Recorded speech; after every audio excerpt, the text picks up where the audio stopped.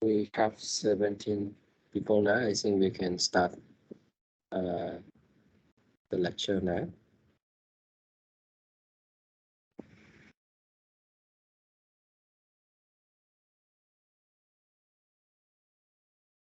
So today lecture will be about the contemporary model for the development and underdevelopments.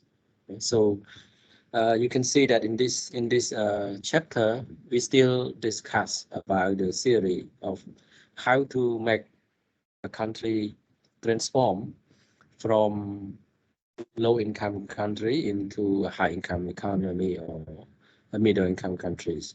Okay, so we still look at that ideas, and however we call this contemporary. Okay, contemporary. So the fact that we call this contemporary because this idea something that is recently and it's very new. Okay, very new. So we call it contemporary. I like to show you this figure because you can see this is a case of Kenya, and I think it's I mean, some people are poor for many generations.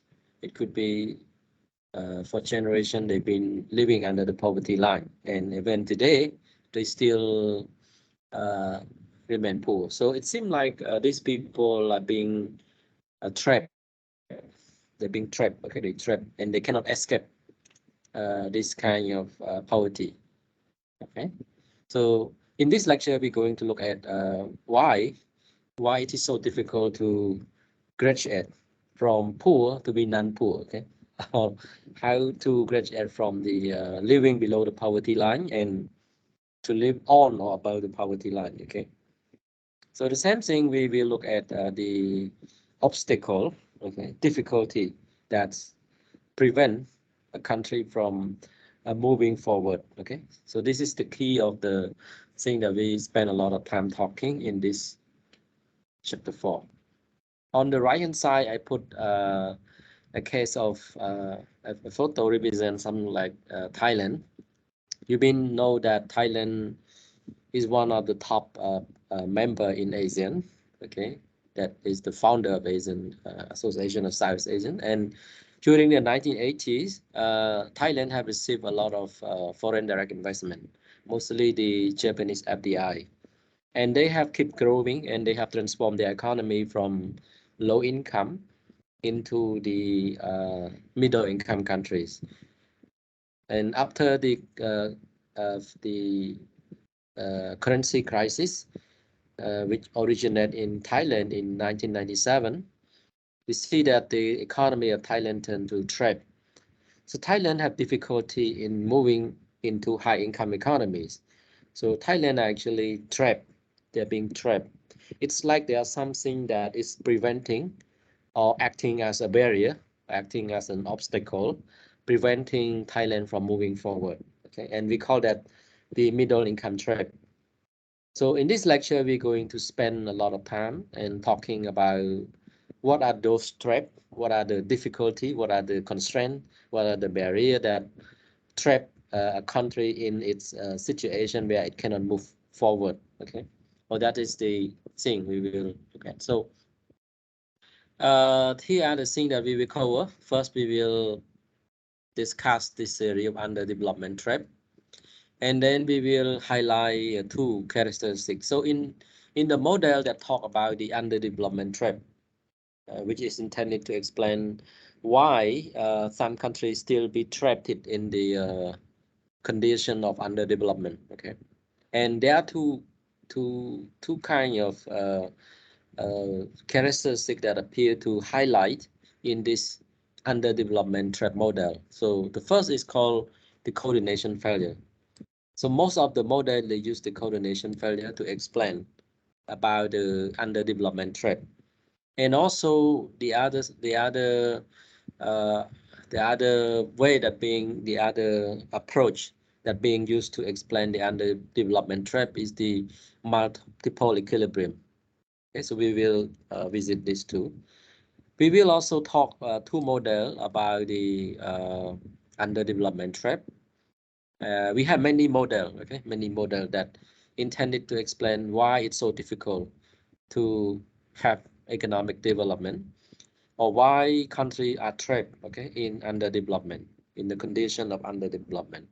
But there are two models that seem to be the most popular, and they are called the big push and the O-ring model. So we will, in the book, okay, we also have highlight these two models, okay, because perhaps it's the most popular model among other model that explain about the underdevelopment trap. And lastly, at the end of the lecture, we will talk about the self-discovery model, okay. So this is actually more like it's always, as the name imply, it's like you can apply it anytime, okay. It's more suitable in a different context, okay. So case by case model.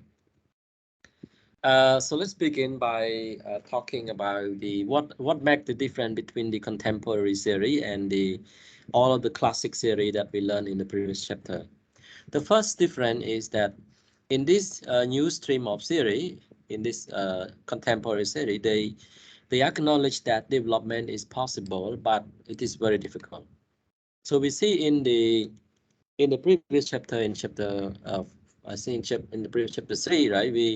We see that there are many ways that we can try to transform a country from low income into high income, and we cover a lot of idea like the linear state model, the structural change, okay, the uh, international dependence, and the free market theory. Okay, all of these are actually intended to explain about how to transform economy. Okay, however, we can see that even looking at a series so simple, it have a very good reason and logic. Okay, that we can actually agree. In real world, we see the case which is something seem to be very extreme. When we look at some country in Africa, like in South Africa, or in the country in the North Africa, okay, like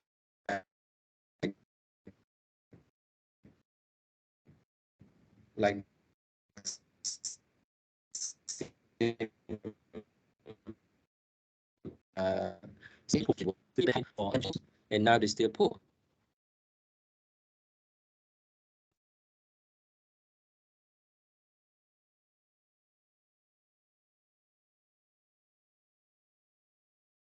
Hello, sir. When we're looking at the real practical what is happening in the real world, okay, we see. Yes, hello, can you see the slide? Can, sir, but Hello, can you see the slide? can, sir, but when you talk in Everyone? black and it's just việc bắt ấy, sir, vậy bắt wrong.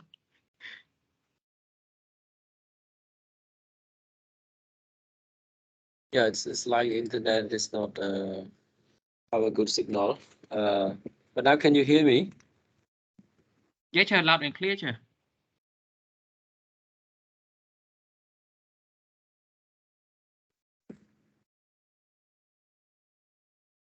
Okay, so I think we can keep going. So the idea of this is that when the economists look at some country, they see that the country cannot have economic growth and development for a long period of time. Even the country try very hard, they still cannot develop, cannot have development or growth, especially country in the Africa like the Zimbabwe. So, but there are also the case in which country that is very successful in enjoying economic growth and development, like Singapore or. You see, there are two cases. So, according to these observations, economists come to agree that perhaps development is so difficult. So, the idea of this theory, the contemporary theory, will put more importance on it is the difficulty, the constraint, and the obstacle that prevent the country for having economic growth and development. So this a new theory, this contemporary theory, try to explain why development is very hard, and they explore the obstacle and the constraint for the development. Okay, so attention is paying on the constraint and the obstacle for development. The new perspective incorporates new institutional economics, and it's depart from the conventional neoclassical economics assumptions such as perfect competitions, perfect information, and insignificance of the externality. So in other words, we're saying that in this chapter, you see the role of the institutions. We already learned about institution in the previous chapter, referring to the culture or the regulations. Okay, cultures. It could be a norms, okay, or regulations that influence the way the economic system work. Okay, and that would have effects on the way economic growth. So in this chapter, more important is being given to this institutional of the countries. And it's quite different from the neoclassical economic. We believe that market doing well, you don't need government interventions.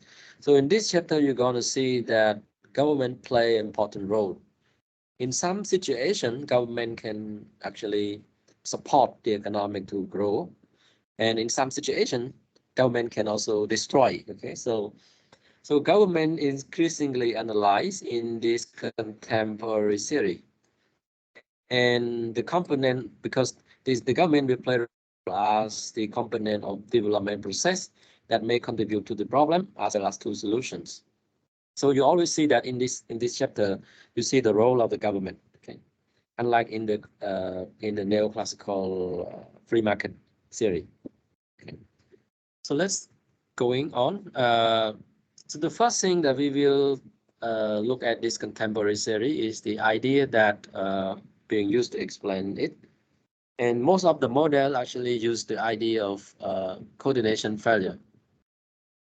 So coordination failure is being used as an explanation to explain why it's so difficult to have economic growth and development.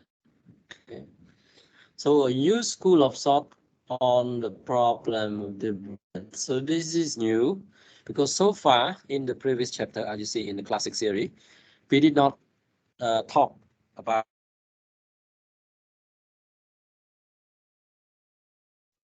In the previous chapter of the classic series, we haven't talked about how we can actually improve the coordinations, okay, among all the stakeholders. We assume that this kind of institution actually function so well so that country can enjoy economic growth and development. But in real world, it's not. In practice, it's not like that. Okay, it did not work smoothly like that. Okay, so so it's very new. Okay, and they emphasize the complementary between several conditions necessary for successful development. So according to the coordination failure, it assumes that in order to have the successful development, you need a lot of things that complement with one another. Okay, so if you lack something that complement the complementary elements, then you may end up in development. So they emphasize the complementaries. Coordination failure occur when the agent's inability to coordinate their actions, and because of this inability to coordinate the action, it can lead to an outcome that make all the agent worse off. Okay, so that's what we mean by coordination failure. If we have time to better communicate and coordinate with one another, we may better improve the situation. But because we fail to coordinate, then result in the outcome that make everyone worse. Okay, and this actually happens when all actions are complementary. Complementary means an action by one agent would reinforce incentive for others to take similar actions. Okay. I think a good example we can think of is the let's suppose that the government want to develop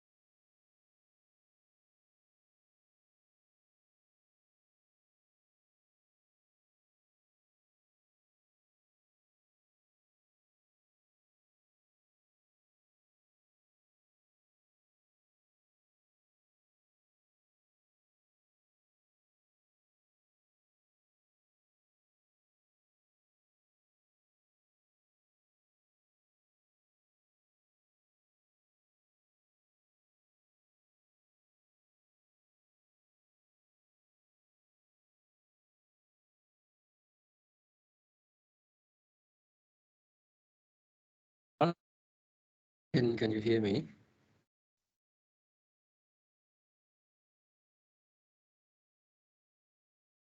Hello everyone. Can you hear me? Yes, teacher. Yes, sure, yes.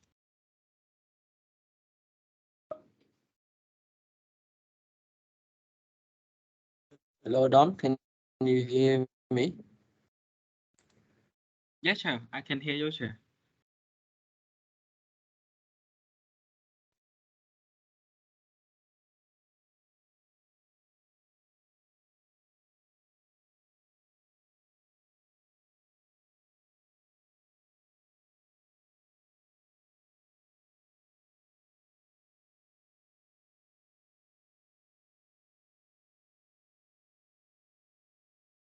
Hello everyone. Can you hear me? Yeah, teacher, we can hear you now. Okay, it seems I have problem with the internet. So poor connections. Okay, I think we. Okay, so I think so I like to give one example that can easily explain about the complementary actions. Okay, so suppose that we want to develop the let's say Ratanakiri province. Okay, Ratanakiri province. So we want to develop this Ratanakiri province. Okay, right. So what we do is that we can actually draw investment. If there is investment in this province, they will build infrastructure. They will actually build the electricity there. They will have the telephone communication, the internet connections, and so on. Okay, in the province. So in order to have development in this province, you need to have development. To investment there. But who is going to be the investor who start investment in the province? So let's say we have Morati who want to invest there, for example. So if Morati actually is the first investor in the province, he will actually have to lay out the infrastructure like road, the security, safety, or even internet communication and so on, right? So if it's happened, then people will follow after Mongreti. Okay, like say Kadmay would be happy because the Mongreti have already developed the infrastructure. Okay, so because of this, Kadmay would actually wait to see if Mongreti actually go there and invest. Okay. On the other hand, Mongreti would also think the same thing. If we would actually hope that Kadmay will go there first and invest in the province, building infrastructure, the telecommunications, and other necessary infrastructure. So one person wait for the other. So one person investment provide benefit, okay, reinforce the incentive for the others. But because we wait for another, so by the end of the day, there will be no investment in the province. So this is because of the coordination failure. Because the two investors don't have a way to communicate with one another. They don't actually well coordinate with one another. I think this is one of the good example to explain you about the complementary actions and the coordination failure that can leading to the trap. So by the end of the day, the Ratanakiri will still in the province having no development. It's still in trap of underdevelopment. Okay.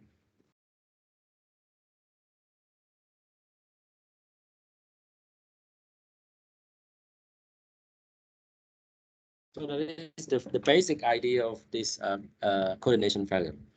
So here I have another example. You can think of the middle income trap. This is a situation that an economy reach a middle income status and then is chronically unable to progress to high income. Chronically mean again and again for many years. Maybe it could be 10 or 30 years, then you're still in the middle income status without moving to high incomes. And this always often relating to this kind that we say about the lack of the coordinations, because there's no coordination to improve the capacity for innovation and the absorption of advanced technologies.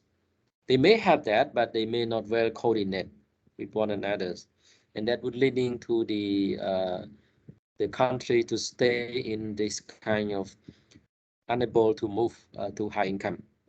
Okay, and this also may be compounded by inequalities. When you have a very high inequality in your country, in the societies, that could be act as a barrier, an obstacle that trap the country from moving forward into high income countries. Okay, so we have many model in the that try to explain about the underdevelopment traps, okay, and rely on the coordination failure ideas. But the two models that is the most popular are the big push model and the O-ring model that we will talk in detail in the subsequent slide in this chapter. For this one, at this slide, I just give a very brief definitions. Okay, so we will visit this model in detail in subsequent slides. So a big push model is a kind of it rely on the idea of coordination failure. Okay, and it say that a concerted, okay, economy-wide and typically public policy-led effort to initiate or accelerate economic development across a broad spectrum of new industry and skill. So as implied by the name, you can see the word big, okay? So sometimes it could be happen that if you have only a small, I mean, force, you cannot push the economy forward, okay? You need some force that is strong enough, okay? So we call concerted. Concerted means that you tagging all everything. It concentrated everything into very strong force. And economy, why? I mean, it's big scale, okay? So big push is a model that you need a big scale chain, okay? If you don't have big scale chain, it's very difficult to move forward. And typically public policy led effort in shape. So in other words, in the big push, uh, you have problem of the coordination failure, and then you need some kind of coordinations that can solve the problem of this uh, coordination failure among the stakeholders. And it was generally it was the public policy that play a role in the coordinations, or it was the government that play a role in the coordinations in order to solve this problem. And in order to move the push the economy at a bigger scale, so that the country or the economy can have economic growth and development. Okay, so it concerted and it's economy-wide, a big scale, and it have a policy led that trying to coordinate and accelerate the economic growth and development. Okay, we will talk about this model in detail in the next slide, subsequent slides. Chair, Yes. so can you give real life example of big push here? Yeah, we will talk about the okay. example in the subsequent slides. Okay. We will look at the model, okay, and we will describe the context, okay, and example. So here just very briefly highlight the definition. So there are some characteristics that we can observe from this definition. As you can see, first you need a concerted. Okay, concerted means that you have to collecting all the force. Okay, and then it have to be an economic wide, I mean a big scale. It need to be a big scale. Okay, if it's not big enough, you cannot change the whole economy. Okay, and third, you need public policy led. Okay, in order to coordinate and to move the economy forward. So we have these three characteristics, and we will actually look at example and discuss in detail in the subsequent slide. The next one is the other model, which also very popular, and it also rely on the coordination failure to explain about the underdevelopment, is the O-ring model.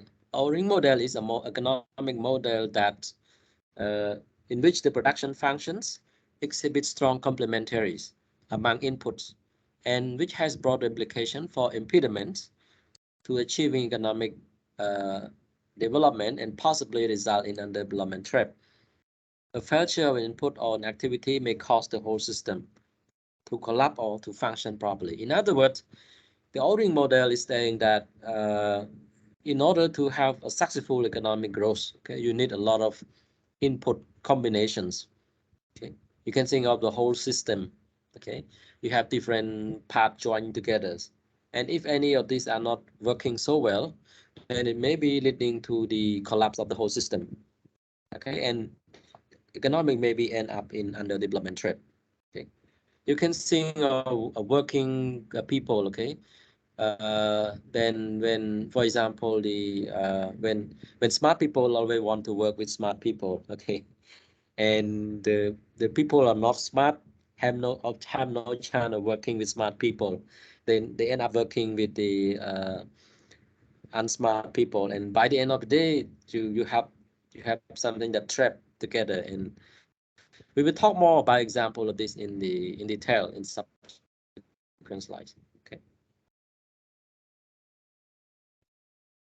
so I think the next, before I go to discuss about the big push model in detail, I like to talk about the other way of explaining the underdevelopment. Okay, so we have one way to explain is the coordination failure. So if you want to have economic development, solve the problem of coordination failure. Okay, and how to solve it? Well, you can use big push, or you may use the O-ring model. Okay, but the other way that we can also use to explain the underdevelopment is the multiple equilibrium model. Okay, so as you can see, the multiple equilibrium mean that you have a lot of equilibrium, okay, in this model, and you may end up in somewhere among this equilibrium, and there could be equilibrium that is not good. Okay, and there are also the good equilibrium, and some will end up only in the unfavorable equilibrium rather than the good equilibriums. Okay, so in this we will actually use the figure 4.1 on the right hand side. Okay, we use the diagram and an SF function and the 45-degree line. Okay, you can see this is the 45-degree lines. Okay, and but before we talk in detail, we need to define what do we mean by equilibrium. Okay, so equilibrium actually you already learned in microeconomic class and also in the previous semester. I think it may be become a little bit familiar to you. Okay, economists like to talk about this equilibrium because equilibrium in general, it means it's a situation. Okay, you reach a situation where everything is stable. Okay, and when you were there, you have no tendency to change. Okay, so that's what we mean by equilibrium in economics. Okay? And if you are not at equilibrium, then there will be a tendency to move toward the equilibrium. Okay, because you are not stable. Okay, so that is I think the general definition for equilibrium. In economics, we like to use it because it gives us a very good predictions what will happen. We know that if it's not in equilibrium, we know that it will move toward equilibriums. Okay, so economists like to talk about. You can imagine we throw a ball on the floor, right? It keep when the force is still there, it keep bouncing up and down. But we know in equilibrium state, it would be on the floor. After all the force settled out, it will be on the floor, right? So that is what we mean. So a situation which is stable and you don't have any tendency to change. In microeconomic class, you may learn about the equilibrium price equilibrium quantity. That happens when the demand is equal to supply, right? If they were not, if the quantity demand is bigger than quantity supply, then price would start to change. Okay, either it's become expensive or it become cheaper in order to restore the equilibrium toward the condition that they are equal again. Okay, so this is the idea of the equilibriums. Okay. In our explanation here, we would define equilibrium as follow, but it applies the same thing. Equilibrium would mean that it happens when agent observes to observe. Okay? Otherwise, they verify the action. So in other words, if an agent expect that something happen and things happen like they expected, then that's what they certify, and they don't have any revise the expectation. I mean, they are stable there. Okay, if they found that what they expect is different from what what happened is different from what they expected, okay, then they may do something. Okay, they may do something in order to adjust themselves. Okay, so that's what we define by the equilibrium. And I think we can look at the graph on the right hand side. Uh,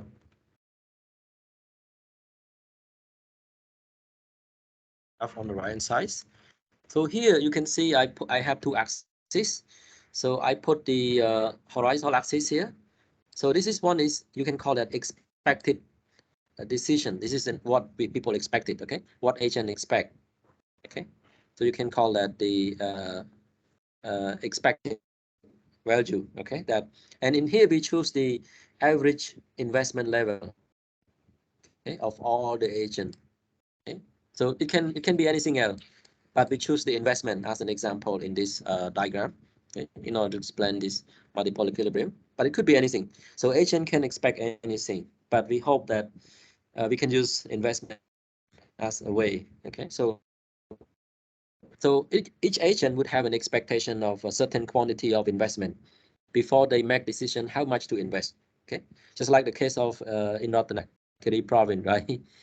I would say that Main would willing to invest or not, depending on he look at other investor, how much is the actual investment happening in he expect, okay, how much that he expect investment will be in the province, and then he make the decisions. Okay, so we have the 45-degree line here. You can see, so this 45-degree line will be reflections. So you see that the distance would be equal, okay, when we convert into the other axis. So the other axis you can think of the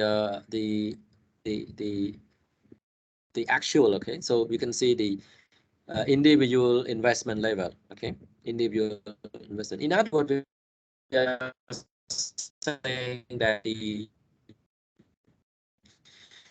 individual investment would depending on what individual in the province, in the country, or in that economic.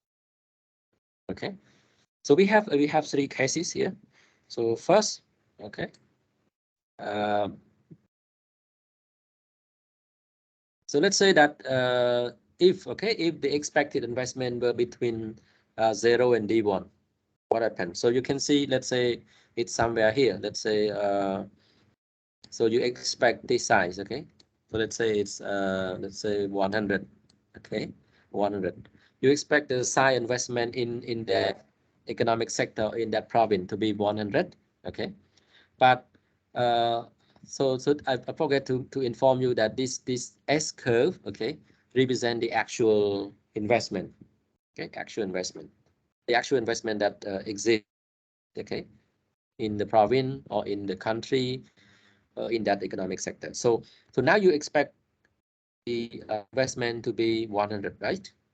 But we want to find the actual, so we can push it up, okay, until it cut with the S curve, okay, and then you can this, okay, this, okay. So let me change the color here so you can see better. So this blue,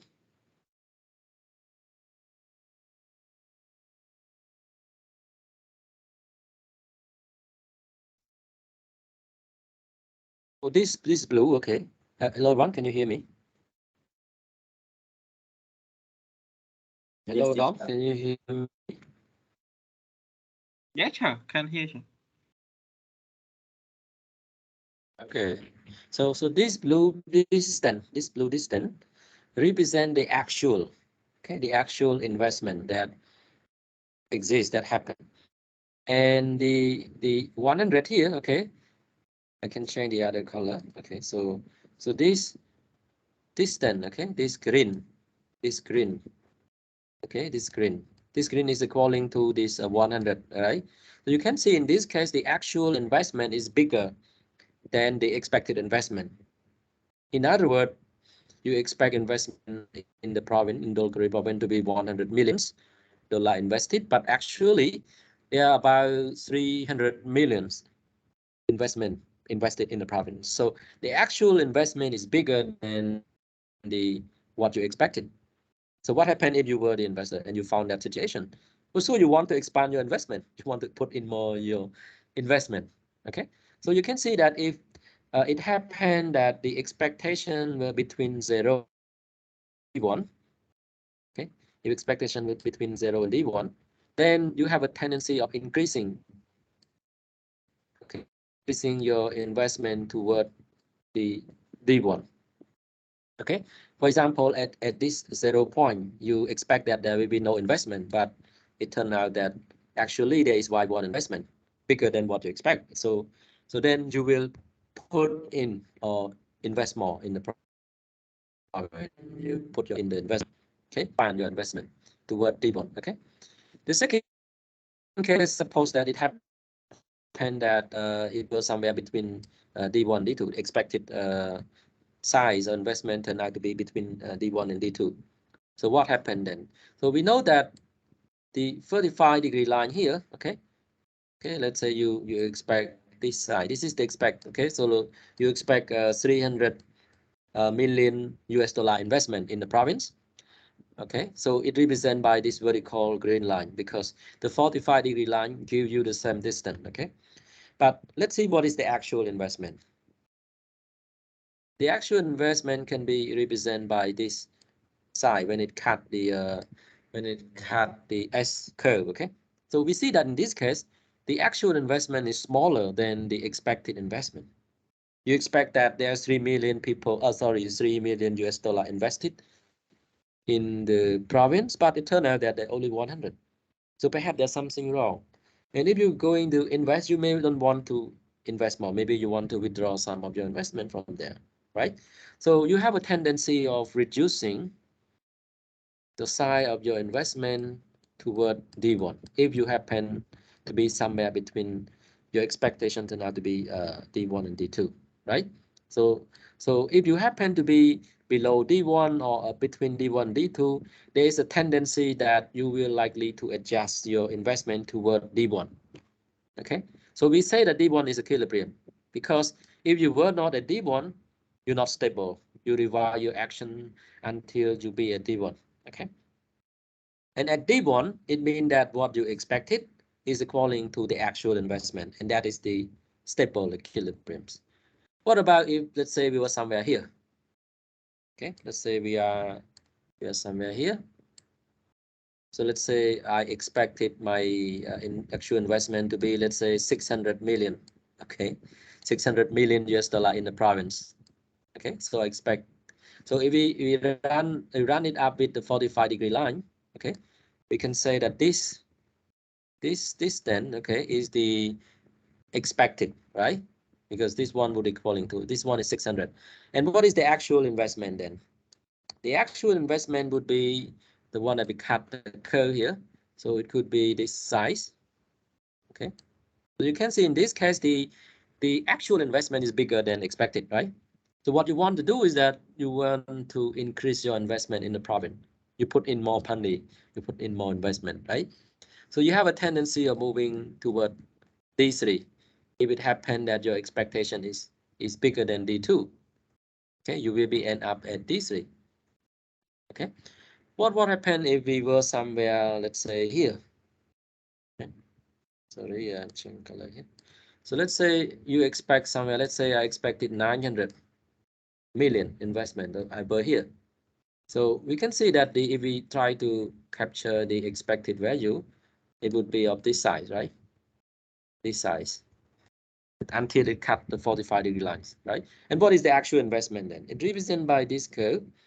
So we cut at this part, okay? So you can see that the actual investment is smaller than the expected investment. So if you're investor, you will cut down your investment and you want to withdraw some of your investment from that province. So then you will have a tendency that you're moving toward this equilibrium at D3. Okay, only at D3 that the expected value is equaling to the actual investment, and you will be there. You don't revise your action again. You don't cut down your investment or you don't increase your investment. Okay, so this is we mean that point at D1 and point at D1 and D3 are called equilibrium, and we call that stable equilibrium because That is happen when expected value equaling to the actual investment and you stay there. What about a D2? Well, D2 is also have expected value equaling to the actual, but it's not stable, okay? Because if likely you just slide away from that, you will move toward D1, okay? Or if you slightly above it, you will move toward it. You can imagine putting a ball on the, on the top of the mountain, okay? And then it can easily fall, so it's not so stable, okay? So we say that D2 is not stable. You cannot stay there, okay? You not stay there. So what is the implication of such complicated idea or whatever, but it's very simple and a lot of useful. So you can see that there are only two cases that can happen. Either you end up at D1 or you end up at D2, at D3, okay? At D2, you cannot stay there, it's not stable, okay? So if we consider something like investment, if we end up at D3 is always a good thing because having more investment is always good, right? If you have more investment, you can create more job, more productions, more income for factory owners, more job, more wage for the workers, and so on. Okay, we always want to be a D3, but somehow, so D3 is better than D1. Somehow we cannot be there because if it happened that we cannot pass D2, we always be here. So we falling back toward D1. Okay, so if you can have the way of pushing yourself, okay, pushing yourself to be bigger than D2, then you move forward toward D3. So this is why we need something like big push. If you can push it over after D2, you can push investment to bigger than D2, then we'll move forward toward D3, which we expect to have, and you don't need to do anything else. The problem for many countries is that they don't have large investment enough be bigger than D2.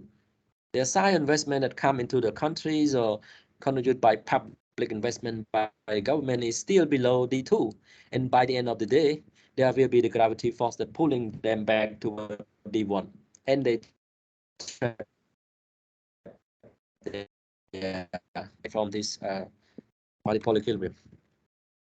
Questions? Udon, any question for that? No, sir. No question, sir. Okay. Roger. So yeah. Yes, Can go you ahead. explain again why D2 is unstable?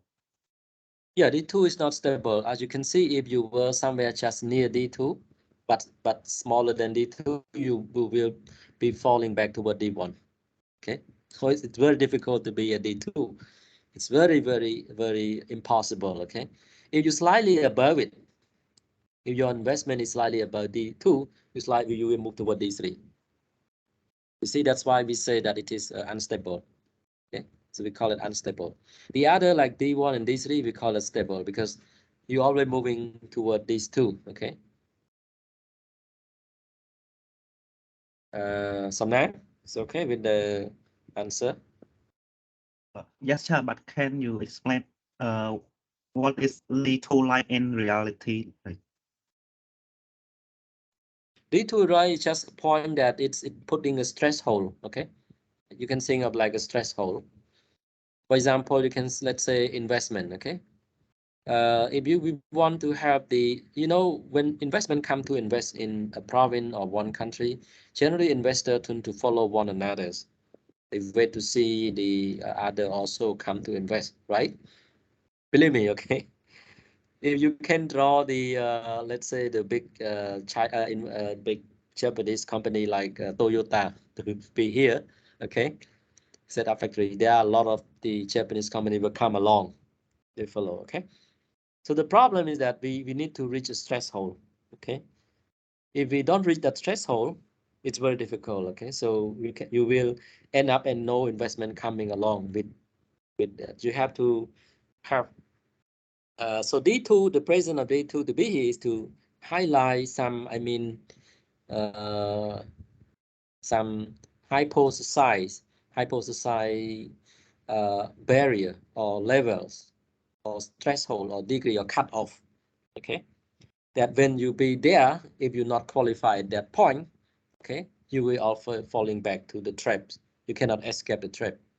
Okay, but if you actually pass the threshold, the cutoff, then you move forward toward D3. And everybody want to be a D3, okay? Every country want to be a D3, but the problem is that they cannot pass over the D2. In real world, we don't know what is a size of D2, okay? It's just an hypothesized level of the thing we put in this multipolar equilibrium ideas, okay? To tell them that the fact we see some country trapped, okay, and cannot develop, and perhaps they don't have enough structures or enough investment or enough reform enough. Their reform is not big enough, okay? Their reform is still smaller than D2, okay? Or their market is function, but not so well to the degree that is larger than D2, it's still smaller than D2. That's why they trap and stay at D1, okay? So this is the, I think this is the implication of this multipolar equilibrium model. It can be applied to many things, okay? It's an idea that trying to explain that the trap, okay? Why you cannot move forward, okay? So now I don't know if my explanation is helpful for you. Just like I got it now, like thank you. So I think this is not only for, you can apply to anything, maybe at the workplace, okay? Sometimes you, let's say you want your team to move forward and you end up in a very poor coordinations and something like that, okay? So that's why you can imagine that a country that is below D2 and fall back to D1, if they can well coordinate, or if with some government intervention in that policy, like a big push, they can move forward toward D3, okay? Something like that, okay? That gives us implication. I think we almost run out of time. I want to go with the big push, but I think I keep it for next week. So I want to give time for our presenter. So up to this point, you have any question regarding the multipolar equilibrium definition for big push and O-ring, and also the coordination failure in other key term? Okay, we'll talk about the big push in detail. I think next time, next week after the new year. New Year. Okay. Any question for that? Yes. Lý Hiền, right? Yeah. Question?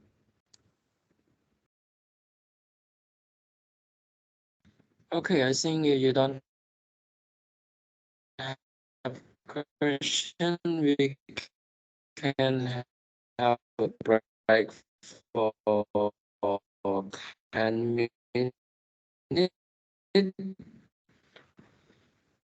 and we will come back and we will